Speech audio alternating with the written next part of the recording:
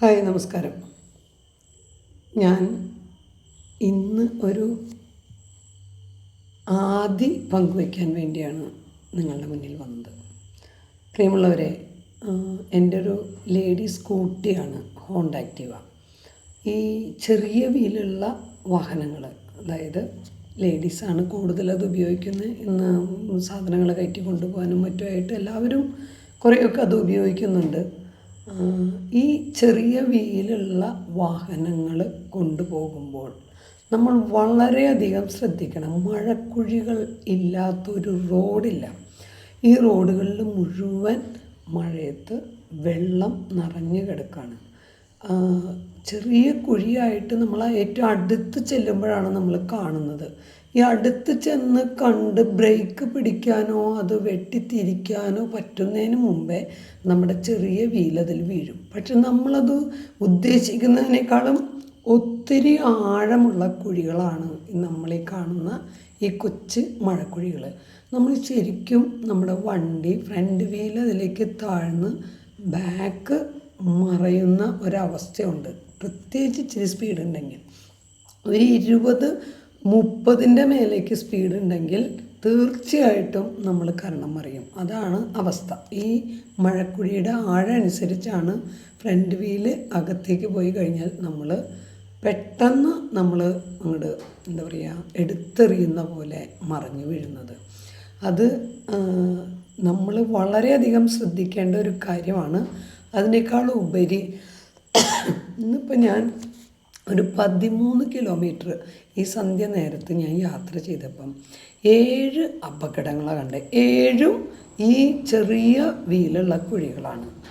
ഈ ചെറിയ വീലുള്ള വണ്ടികളാണ്. മനസ്സിലായോ? ഈ ചെറിയ വീലുള്ള വണ്ടിക്കാർ ഇതുപോലെ വീഴുന്നത് കാണുമ്പോൾ ശരിക്കും അതേ വണ്ടി ഓടിക്കുന്ന എനിക്ക് നല്ല ആദ്യമുണ്ട്. കൂട്ടത്തിൽ ഞാൻ അത്തരം വണ്ടി ഉപയോഗിക്കുന്ന, ചെറിയ വീലുള്ള വണ്ടി ഉപയോഗിക്കുന്ന എല്ലാവരോടും പ്രത്യേകം ശ്രദ്ധിക്കണേ എന്ന് പ്രത്യേകം പറയും. അപ്പം ഇന്ന് വീണതിൽ ഒരു കൂട്ടർ വളരെ സീരിയസ് കണ്ടീഷനിലായിട്ടാണ് തൃശ്ശൂർ ജൂബിലിയിൽ കൊണ്ടുപോയി. പിന്നെ അവിടെ നിന്ന് എനിക്ക് തോന്നുന്നു മെഡിക്കൽ കോളേജിലേക്ക് കൊണ്ടുപോയെന്ന്. കുറച്ച് സീരിയസ് ആണ് അതിൽ ഒരാൾക്ക്. മറ്റേ ആളുടെ അവസ്ഥ ശരിക്കും എനിക്ക് അറിയില്ല. അപ്പോൾ പറഞ്ഞു വന്നത് എന്താണെന്ന് വെച്ചാൽ, നമ്മൾ വളരെയധികം ശ്രദ്ധിക്കണം. നമ്മുടെ ഗവൺമെൻറ് നമ്മൾക്ക് മഴക്കുഴികളുള്ള റോഡുകളും പാലങ്ങളും നൽകാൻ മാത്രമേ ഇപ്പോൾ അവർക്ക് പറ്റുന്നുള്ളൂ. മനസ്സിലായോ? അവർക്ക് മഴക്കുഴികളില്ലാത്ത റോഡുകൾ പണിയാൻ അറിയില്ല. കാരണം ഈ അഴിമതി ഒന്ന് നിർത്തിയാൽ മാത്രമേ നമുക്ക് ഒരു മഴയ്ക്ക് 2 മഴയാകുമ്പോഴേക്കും നമുക്ക് ഇതുപോലെ മഴക്കുഴികളില്ലാത്ത റോഡുകൾ പണിയണമെങ്കിൽ അഴിമതി നിർത്തണം. ഈ 90% ഇത് പണിയുന്ന ഓരോ വാർഡ് മെമ്പർമാർ തൊട്ടങ്ങ് മുകളിലോട്ടുള്ള മുഴുവൻ ആളുകളുടെയും പോക്കറ്റ് നിറച്ച് പോകുമ്പോൾ ഈ എൻജിനീയർക്ക് ഇത് പണിയണമെങ്കിൽ ഇത്രയേ പറ്റുള്ളൂ. അപ്പോൾ എൻജിനീയറെ ഇവർക്ക് കുറ്റം പറയാനും പറ്റില്ല. അതുകൊണ്ട് നമ്മൾ ജനങ്ങൾ വോട്ട് ചെയ്തില്ലേ, ജയിപ്പിച്ചില്ലേ, നിങ്ങൾ നികുതി കൊടുക്കുന്നില്ലേ, വണ്ടി വാങ്ങുമ്പോൾ നിങ്ങൾ റോഡ് ടാക്സ് അടയ്ക്കുന്നില്ലേ, ഇതൊക്കെ നമ്മുടെ അവകാശങ്ങളെ പറ്റി തിരിച്ചറിവുണ്ടായാലും നമ്മളപ്പനപ്പൂപ്പന്മാരായിട്ട് വോട്ട് ചെയ്തു വരുന്ന പാർട്ടികൾക്ക് മാത്രമേ നമ്മൾ വോട്ട് കൊടുക്കുള്ളൂ. കാരണം നമ്മൾ കരിങ്കാരികളല്ല. നമ്മൾ പാർട്ടി മാറില്ലേ? പാർട്ടി മാറരുത്. നമ്മളെ എത്ര ചതിച്ചാലും വഞ്ചിച്ചാലും നമ്മളെ കൊള്ളയടിച്ചാലും ധൂർത്തടിച്ചാലും അവരുടെ ധൂർത്തുകൾ മുഴുവൻ, അതിൻ്റെ മുഴുവൻ ഉത്തരവാദിത്വം സാമ്പത്തിക കടങ്ങളും നമ്മുടെ തലയിൽ വെച്ച് തന്നാലും, നമ്മുടെ ഖജനാവ് കാലിയാക്കിയാലും, നമ്മൾക്ക് നല്ല ഹോസ്പിറ്റലുകളും വിദ്യാലയങ്ങളും ഒന്നും ഇല്ലെങ്കിലും, നല്ല റോഡുകളില്ലെങ്കിലും, നമ്മൾ കണ്ട കാലം ഏത് പാർട്ടിക്കാണ് വോട്ട് ചെയ്തത് ആ പാർട്ടിക്ക് തന്നെ വോട്ട് ചെയ്യണം. കാരണം നമ്മൾ ഒരിക്കലും കരിങ്കാരികളാവാൻ പാടില്ല. മനസ്സിലായോ?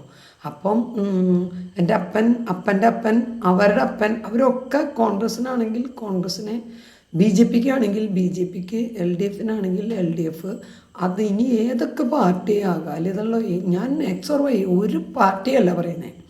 ഏത് സംസ്ഥാനങ്ങളിലൊക്കെ ഏതൊക്കെ പാർട്ടികൾ ഭരിക്കുന്നു ആ പാർട്ടികളോടൊക്കെ കാലാകാലങ്ങളായി ജനങ്ങൾക്കുള്ള അടിമത്തത്തെ പറ്റിയാണ് ഞാൻ പറഞ്ഞത്. അപ്പോൾ ആ അടിമത്തം മാറുന്നത് വരെ നമ്മൾക്ക് ഇങ്ങനെയൊക്കെ മഴക്കുഴികളുണ്ട്, നിങ്ങൾ സൂക്ഷിച്ചു പോവുക എന്ന് പറയാൻ മാത്രമേ പറ്റുള്ളൂ. പാലങ്ങളുണ്ട്, തകർന്ന് വീണേക്കാം.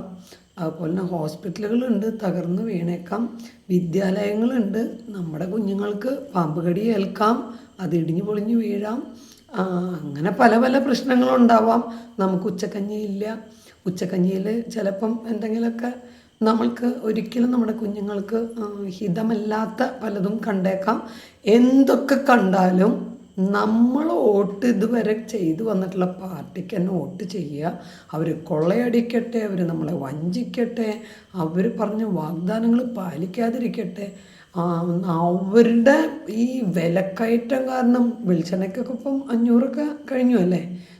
എന്തായാലും 400 കഴിഞ്ഞിട്ട് ഞാൻ 1 ലിറ്റർ വാങ്ങിയായിരുന്നു. അപ്പോൾ അത് കാരണം കൊണ്ട് ഇപ്പം അത് പിന്നെയും കൂടിയെന്ന് പറയണ കേട്ടിട്ടുണ്ട്. ഞാൻ ഒറ്റയ്ക്ക് ആയതുകൊണ്ട് 1 ലിറ്റർ വാങ്ങി കഴിഞ്ഞാൽ എനിക്ക് ഒരു 3-4 മാസമൊക്കെ നടക്കും. അപ്പോൾ അതുകൊണ്ട് നിങ്ങൾ മനസ്സിലാക്കണം, എന്തിനൊക്കെ വില കയറിയാലും എന്തൊക്കെ പ്രശ്നങ്ങളുണ്ടായാലും നമ്മളുടെ നിന്ന് അധിക സെസ് വാങ്ങുന്നുണ്ട് പെട്രോളൊക്കെ അടിക്കുമ്പോൾ ഇല്ലേ. അപ്പോൾ അത് വാങ്ങുന്നത് നമ്മുടെ അച്ഛനമ്മമാർക്ക് അവർക്ക് പെൻഷൻ കൊടുക്കാൻ വേണ്ടിയാണ്.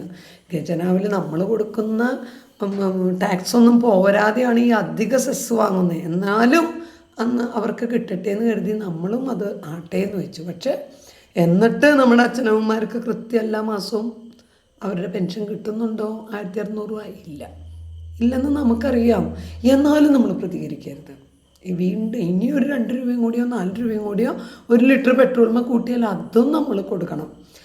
അതുപോലെ എന്തൊക്കെ കൂട്ടിയാലും അത് കേന്ദ്രമാണെങ്കിലും സംസ്ഥാനമാണെങ്കിലും ആവശ്യത്തിൽ കൂടുതൽ ടാക്സുകൾ കൂട്ടുന്നുണ്ട്. നമ്മളുടെ ഒരു ഭക്ഷണം കഴിച്ചാലും അത് സ്റ്റേറ്റിൻ്റെ ടാക്സ്, കേന്ദ്രത്തിൻ്റെ ടാക്സ് എന്നൊക്കെ പറഞ്ഞ് നമ്മളത് കാണുകയും കേൾക്കുകയും അറിയുകയൊക്കെ ചെയ്യുന്നുണ്ട്. ഇതൊക്കെ ഉണ്ടായാലും നമ്മൾക്ക് ഒരു സൗകര്യങ്ങളും കിട്ടിയില്ലെങ്കിലും ഏതെങ്കിലും ഒരു ഗവൺമെൻറ് കാര്യാലയത്തിലേക്കോ അല്ലെങ്കിൽ നമ്മളുടെ കോർപ്പറേഷനിലേക്കോ പഞ്ചായത്തിലേക്കോ പോയി 1000 തവണ നമ്മൾ നടക്കണം. കുഴപ്പമില്ലെന്നേ.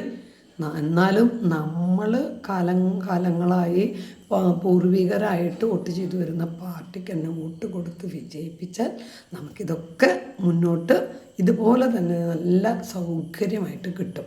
അപ്പോൾ പറഞ്ഞു വന്നത് എന്താണെന്ന് വെച്ചാൽ, മഴക്കുഴികളുണ്ട്. ഈ 7 ആക്സിഡൻറ്റും കണ്ടുവന്നതിൻ്റെ വെളിച്ചത്തിൽ എനിക്കിപ്പോൾ ഇങ്ങനെയൊരു കാര്യം പറയാതിരിക്കാൻ പറ്റാത്തത് കൊണ്ടാണ് ഞാനിത് പറഞ്ഞത്. ഓക്കെ, നിങ്ങൾക്കത് മനസ്സിലായി എന്ന് വിചാരിക്കുന്നു. ഒന്നും കൂടാതെ നമ്മൾ വാഹനത്തിൽ പോകുമ്പോൾ നമ്മളുടെ ഒപ്പം ചിലപ്പോൾ പിന്നിൽ ഒരാളുണ്ടായിരിക്കാം.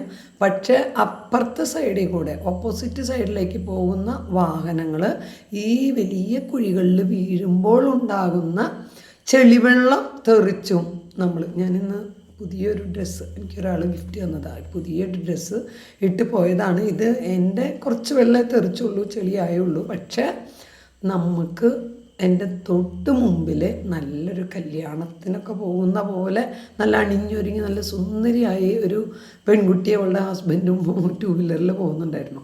അവരുടെ മേത്ത് അവർക്ക് ഇനി ആ ഡ്രസ്സ് മാറാതെ അവർ ഹോസ്പിറ്റലിൽ പോവുകയാണെങ്കിലും കല്യാണത്തിന് പോവുകയാണെങ്കിലും സ്വന്തം വീട്ടിൽ പോവുകയാണെങ്കിലും ആ ഡ്രസ്സ് മാറാതെ ഇനി അവർക്കൊന്നും ചെയ്യാൻ പറ്റില്ലാത്തൊരവസ്ഥയുണ്ട്.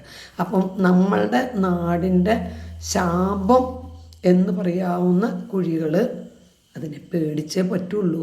നമ്മളുടെയോ നമുക്കൊപ്പം യാത്ര ചെയ്യുന്നവരുടെയോ ജീവൻ ഏത് സമയവും ബലി കൊടുക്കപ്പെടാവുന്ന വീഥികളായി, റോഡുകളായി നമ്മളുടെ ഈ മഴക്കുഴികളുള്ള റോഡുകൾ മാറി എന്ന് പ്രത്യേകം നിങ്ങളെ ഓർമ്മിപ്പിച്ചുകൊണ്ട് ഞാൻ നിർത്തുന്നു. എല്ലാവർക്കും നന്ദി, നമസ്കാരം, ശുഭരാത്രി. Thank you.